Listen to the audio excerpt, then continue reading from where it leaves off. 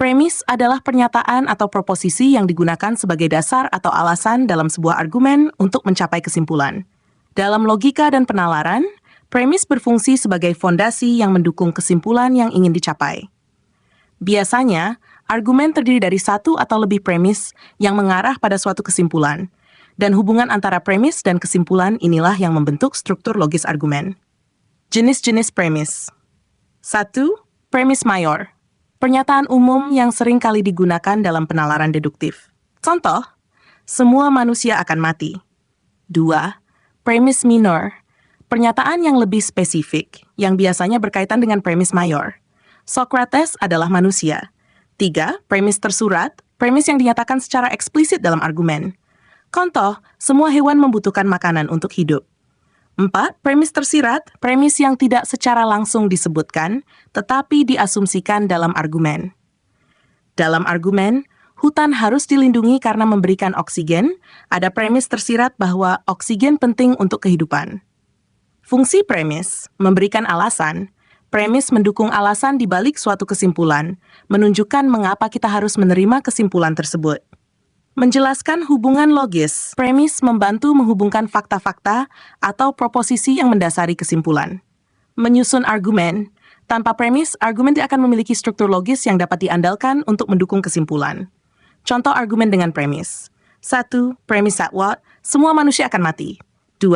Premis 2, Socrates adalah manusia. 3. Kesimpulan, Socrates akan mati.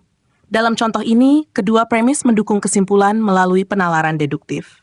Hubungan logis antara premis mayor dan premis minor membawa kita pada kesimpulan yang sah.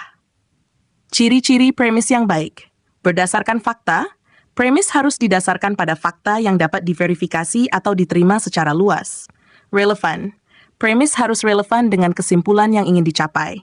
Bebas dari bias. Premis yang baik haruslah objektif dan tidak dipengaruhi oleh prasangka atau asumsi yang tidak didukung bukti. Konsisten. Premis harus konsisten satu sama lain dan tidak saling bertentangan. Hubungan antara premis dan kesimpulan. Dalam sebuah argumen, premis digunakan untuk membangun logika yang mendukung kesimpulan. Jika premisnya benar dan relevan, maka kesimpulan yang ditarik dari premis tersebut juga akan logis. Namun, jika premisnya salah atau tidak relevan, kesimpulannya bisa jadi tidak valid, meskipun strukturnya tampak benar. Contoh premis yang salah atau tidak valid. Premis salah, semua burung bisa terbang. Premis 2, penguin adalah burung. Kesimpulan, penguin bisa terbang. Dalam contoh ini, kesimpulannya salah karena premis pertama salah. Tidak semua burung bisa terbang, dan penguin adalah contoh burung yang tidak bisa terbang. Oleh karena itu, meskipun struktur argumennya benar, kesimpulannya tidak valid karena premis yang digunakan salah. Kegunaan premis dalam diskusi dan debat. Menjadi titik awal diskusi, premis seringkali digunakan untuk memulai diskusi logis dalam debat atau argumen. Dengan menyepakati premis tertentu, kedua belah pihak dapat mendiskusikan kesimpulan yang berbeda. Menguji kebenaran. Dalam argumen ilmiah atau filosofis, premis digunakan untuk menguji kebenaran atau validitas suatu kesimpulan melalui metode penalaran logis. Evaluasi premis. Untuk memastikan bahwa argumen didukung oleh premis yang kuat, evaluasi terhadap premis diperlukan. Berikut beberapa cara mengevaluasi premis. 1. Apakah premis benar? Apakah premis tersebut berdasarkan fakta atau bukti yang bisa diverifikasi? 2. Apakah premis relevan? Apakah premis terkait langsung dengan kesimpulan? 3. Apakah premis logis? Apakah ada kontradiksi atau inkonsistensi dalam premis tersebut? 4. Apakah premis dapat dipertahankan?